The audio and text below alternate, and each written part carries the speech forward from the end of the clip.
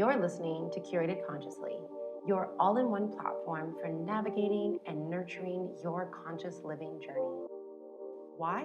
Because diving into environmental justice comes with heartache and a lot of damn work. We gotta do it, but as a community, we can make the load a little lighter. Every week, we're bringing you stories, insight, and wisdom from a diverse community of leaders, activists, and influencers, helping you live a more holistic lifestyle that connects your health, wellness, and love for Mama Earth. This podcast is sponsored by Cause Artists, the world's #1 platform for social impact and innovation stories around the world. If you're looking to get inspired, hit us up at causeartist.com. And of course, I'm your host, Jasmine Rain, Curator-in-Chief at Curated Consciously and Social Entrepreneur. You can connect with me and our community on Instagram at Curated Consciously. Now, roll your shoulders back, get comfy, put the coffee on. It is time to deep dive into some thought-evoking conversation, Curated Consciously. Tamanna, give us an overview of the cycle of the secondhand clothing industry in India. What does it look like? So they come from the West generally. All the second-hand discarded items are exported to the country and they come from the US, the UK, and Europe. And then the vendors buy them as per kilograms. So it's sold by the weight. And it's more like a bid, because they never know what's inside it. They don't know how good it is, how bad it is. So it's always like a bet. After that, they are distributed to different vendors, sub vendors, I would say, in the flea markets. And later on, they are purchased by individuals for their own use, or they're purchased by business owners who have small shops around the corners, or say thrift store owners like us who are always hunting for vintage items and rare finds and thrift finds like that. And then they are distributed to in the population. Yeah, that's how it works. So there's also another case of secondhand clothing in India, which is more into the culture, I would say, and it's like how the clothes are handed down to the relatives, to the cousins, smaller siblings, younger siblings, and everyone. So that's how it's more like in the culture. So it was always there. So at what point did, secondhand vendors and like seeing more secondhand clothing available in markets, thrift stores, et cetera, when did this become more of a popular thing? Because secondhand and, hand-me-down, that kind of concept has always been so deeply rooted in Indian culture. I'm curious to at what point did people start, seeking outside of kind of their family or like intimate community for accessing secondhand clothing? Right. So I think the whole revolution of second-hand clothing started to get a rise in India is because of the whole woke audience and the whole idea around the sustainable fashion and the whole idea around the sustainable living has started to get a limelight in the country since a couple of years now. And that's how people have started to look for alternatives to fast fashion. And because not everyone can afford sustainable fashion, brands because they're so expensive because of the making and everything. So it just adds on to the cost. And so they're looking for new alternatives, say like swapping, and they organize swaps with their friends and family. There are a lot of organizations that I know who organize swaps for others, and they just charge like a minimal fee for that, like an entry fee. And then there are a lot of applications also, applications, and there are a lot of websites who help you just put your things on the website and then you can just sell it. And in exchange, you can buy something else from them. So it's a very nice idea. And this is how the whole second-hand fashion industry got a lift. And especially during the lockdown and the whole COVID scenario, the limelight was thrown upon the important and all the crucial issues around sustainability, around environmental crisis and everything. And of course, this whole fashion industries, it generates a lot of waste, right? So it's one of the most polluting industries, and people just want to look for better alternatives. And so here we are. We're just seeing this rise in India. And, I understand that thrifting came to India really, really late. And it's like a very common scenario in US and the West. But it's like a new idea over here. And I also know that a lot of thrift stores just started, say, about 4 or 5 years, like the ones who was the first ones to start. So it's a very new idea, And but yes, I think as a country we make our own national trends, and when we decide to get on board with the trend, like the whole TikTok trend went just viral and everybody started making videos and putting up, right? So we as a country, we just don't follow international trends as much as others do, but I think we just make our national trends on our own, and we just decide to take something. When we decide to take something on board, we just do it like a lot. Yeah, I'm hearing a few things there. So one, this rise in secondhand shopping has come from, a younger, the millennial kind of generation becoming a lot more aware of the Absolutely. different environmental issues and sustainability becoming more of a trend. And then I'm also hearing here a few different things. So one, I've actually never heard anyone say that they didn't think India followed very Western trends. Because I mean, as a Westerner, it's easy for me to kind of relate really easily to those things. But I think Mhm. being from the country and observing that individually, I think is a whole other story, and I'd love to actually dive deeper into that. But also, what I'm hearing there is this beautiful community aspect where people are a lot more open to kind of understanding what's happening and how they can play a role in in just basic environmental issues, whether it's as simple as their consumption habits to I'm sure XYZ things since COVID. Since I totally agree, it's been so beautiful to watch people just really take the intentional time to understand, like, this was a needed pause for us to really Right. understand these systemic issues that need to be challenged.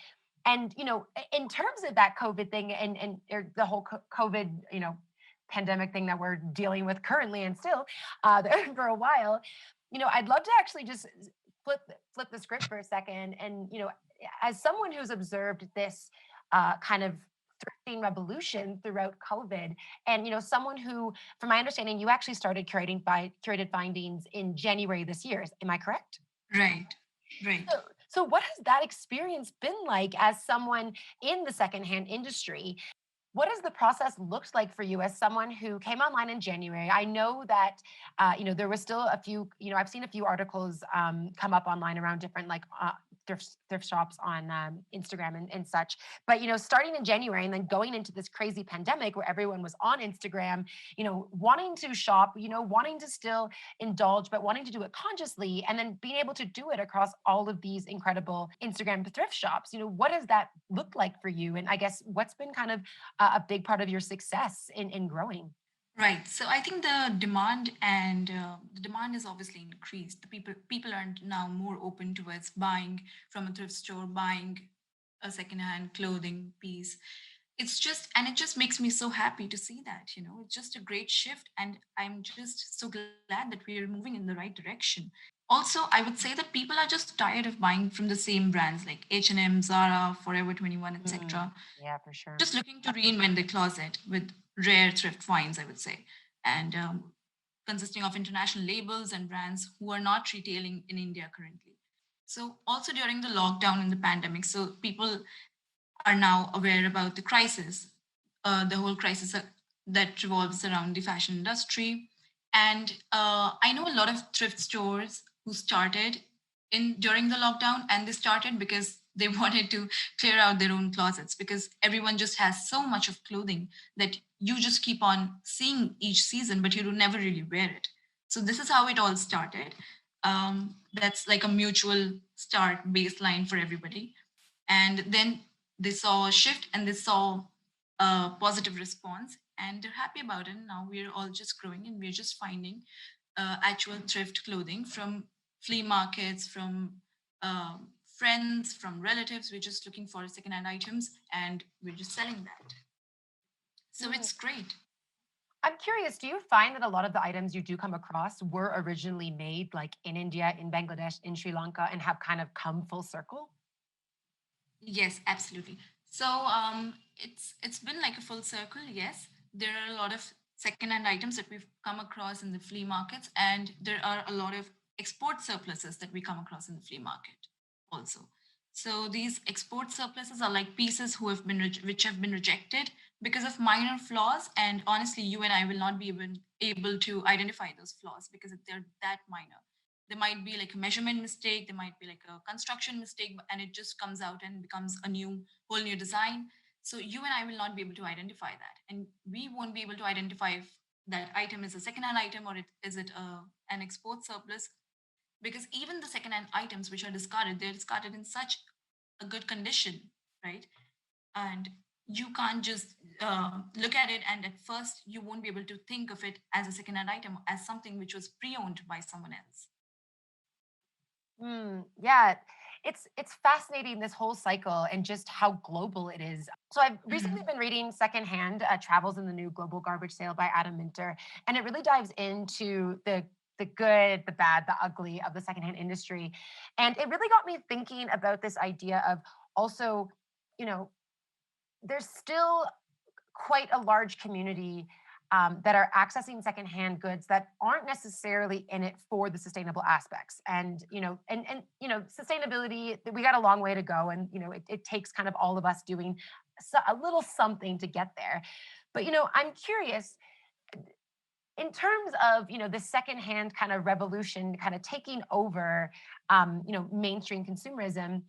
Do you see kind of the negative parts in it of how it can maybe like affect struggling artisans and designers and makers, especially during this time? Since COVID, we've had so much unemployment happen across the country, especially for makers, and they're already struggling because fast fashion is such a mega moneymaker across the country. And I'm curious, where could we find a balance to support sustainability by really leveraging the secondhand market versus still ensuring that traditional artisans and makers are still supported in their work and in the art that they're creating. Right. So, I would like to start with the fact that I am a part of the fashion industry, and I've been a part of the fashion industry since quite a while now. And I would like to mention that the artisans are already struggling, right? So there's no ethical business that's happening around in the country, and around the globe, in fact. So they've been struggling since a long time, and they're not paid fairly, even by the fast fashion companies, even by brands and designers and small designers who look like they're sustainable but are not sustainable. So they're already struggling. And I feel that the fashion industry is based on this whole concept of paying less, because there's a lot of supply of laborers, there's a lot of supply of tailors, there's a lot of supply of women who want to work in the industry, and it just leads to a lot of manipulation. So they're already struggling because they're not paid fairly. For example, a tailor, I would say, earns about, say, $4 a day, which is approximately 300 rupees a day. And a thread cutter, or a person who hems the skirt and the dresses, or washes or irons, who is a part of the finishing department, only gets paid about 80 to $120 a month, which is like approximately 6,000 to 9,000 rupees a month. So they're already struggling. Um, Also, it is, and this amount of money is not enough for them to survive. It's not enough for them to sustain their families. And they put in 8+ hours of work each day, but they're not paid fairly. And it's just wrong as an industry, because we are okay with it, right? I would say that we're not doing enough. Yes, we have all those minimum wage laws in the country, we have all the minimum wage laws internationally, but who is the one who is actually auditing all these things? There's no one. Yes, I understand that there are risks and there's a shift, because one person who opts to buying from a thrift store or a secondhand store decides to not buy from a fast fashion brand or a designer label. And it's like one person's loss is another person's gain here. And but I also feel that it is important for us as secondhand and thrift store owners and curators to ensure that we have a very ethical environment. So whenever we decide to expand the team, whenever we decide to employ someone in the packaging department, in the logistics department, in the curation department, we should just, as a community, we should make sure that we are paying them fairly.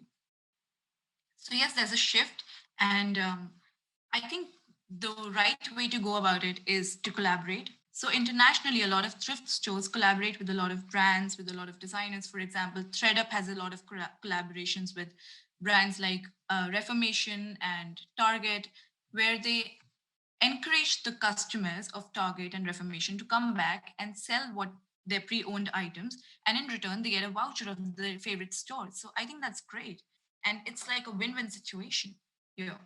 So also on the second point, I would say that designers and brands can collaborate with thrift stores to sell their dead stock, old dead stock. But obviously, that again, that does not mean that you can sell your, I don't know, 100,000 worth of inventory to the thrift store and depend on them to sell out your dead stock. It has to be like a collaboration, right?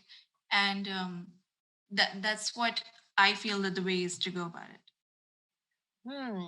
Yeah, that's awesome. So what I'm hearing is that artisans and makers and these incredible craftsmen have just been struggling basically since the rise of like since the industrial revolution, and like introducing power looms and all of these innovations to help make fashion more accessible. But it has also taken away a lot of opportunity to the people behind the clothing that are getting being paid less. People are not buying as much because they're able to access more affordable clothing. But there is this opportunity now within the secondhand market where people are a lot more open to collaboration. They want to take on being responsible, being accountable for ensuring that their community is supported, and really kind of creating more of a community aspect to the entire kind of revolution of secondhand. Is that what I'm hearing? Right, right.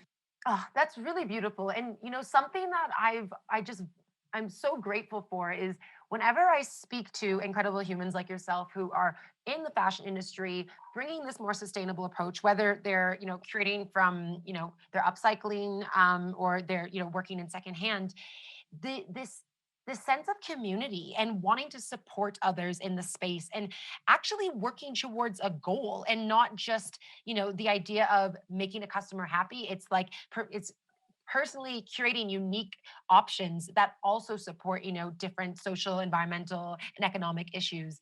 And there's not so many industries that people are so open to collaborating within that space. And I just find that ethical fashion entrepreneurs just really seem to be there. So thank you for what you're doing, because it's what we need right now in the industry. 100%. Absolutely. I think it's our absolute responsibility to go ahead and make a change and help everyone do that. Yeah, absolutely. Especially, because you have to think of yourself as well. Like, as someone who's primarily using Instagram, I know you're moving over to building out your website shortly, and that'll be available on curatedconsciously.co for all of our listeners as soon as it's ready. But you know, you're growing on Instagram. You have quite a following. You also curate incredible things. Like, I actually was wearing the blouse yesterday that I got from you, and Yeah. um, you know, I I'm curious, in terms of your influence, because Instagram is this great place to spread awareness and really bring community together to kind of understand a goal and work towards it. How have people interacted with you? And is there any fun little cute stories that you could share with us in regards to your experiences, or your Instagram customers? Oh, yes, absolutely. So we have this little project which we call the Relove Project, where we engage with our audience and we encourage them to sell their secondhand clothing with us at our platform. So we put up whenever there's a query, we send them all the details, and then they get in touch with us. They send us images of the pieces that they want to sell, and we help them sell that. So we have the whole Real Love project collaborations, and we put it up on our stories, and we tell people the sizing, the price, and the flaws if it has any. So it's like a very engaging community, and people are open to buying it. People are absolutely okay with the fact that it's secondhand or that it was pre-owned, and it just really makes me happy to realize this, because 5 years back I don't think anyone was open to doing it, and honestly I don't think it was considered cool doing it, because the whole idea of people has changed. So it just makes me really happy that people are open to buying and open to selling secondhand clothing, and they just want to wear something, and it does not matter whom it's coming from, or if it was pre-owned, and the fact that it's not brand new. So through this Real Love project, we just help people to sell their excess clothing, to sell their excess fashion items or accessories. And I think that's um, one of the main one of the best things about curated findings. A It hundred just makes me really happy personally. Yeah, 100%. It's inspiring. And I think, something that's really great that you're able to capture with that is, people who might not even totally be, fully sustainable, and haven't really thought more about how to be conscious in their buying habits. They could still come across your platform and be like, oh, well, like this is a great way for me to like, get rid of some stuff, and it could be of value to somebody else. And I think, just embedding that kind of small this idea of like you don't have to throw it out, it can be reused, can spark Exactly. so much in individuals who haven't really thought more about their conscious living journey. So I think that's really, really powerful. And yeah, I think I actually hosted a clothing swap like 2 years ago with Doodlage, because I used to work a lot with Doodlage in Delhi. The owners are good friends of mine, and Oh yeah. it was so great watching, like even 2 years ago, and like it was happening. Thrifting was a conversation, especially among like kind of like the hipster young millennial, like Bombay cool guys. You know what I mean? And Hmm. to watch all of these just like really diverse people come through this clothing swap in the middle of Delhi on like a Saturday afternoon was so inspiring. And people just being so open, having people connecting again to their clothing and like having the story. People would meet in the middle of the swap and be like, oh, that's mine. Oh, that's mine. And then, a little story gets built out of that clothing item. And you have something that's actually memorable to walk away with. And I think that's a huge, huge, storytelling and like really powerful angle of, the secondhand kind of cycle, because you always kind of remember exactly where you found that like golden gem. Because as someone who's from Toronto originally, thrift shops at home are these like massive, massive warehouses of basically stuff that like if it doesn't get chosen, it basically either one goes to the dump, or two, it gets basically often actually sent back to countries like India, where it gets spun into like yarn. Um, Yeah. but Recycled. yeah, but I remember going through thrift shops a couple of years ago, and it was really such a journey. Like you had to go in there for hours to really find something that you could walk away and love. And now I haven't been home in a few years, but in terms of even just secondhand markets in India, I love the things that I come across, because even with like even if there's a small nick or there's like a button missing or something, it's got this like unique character that no one else has that unique item that you now have your hands on. And if we were able to bring that storytelling aspect back to the way that we consume, to all of the items that we own, and start building deeper connections with these items, instead of just consuming and throwing, it would make such a difference in the fashion industry. And I think it is. It's just that we need a lot more people kind of understanding the power of this cycle of fashion and wanting to be part of that movement. So that's just a little Jasmine rant, but I just get excited talking about environmental topics, like secondhand.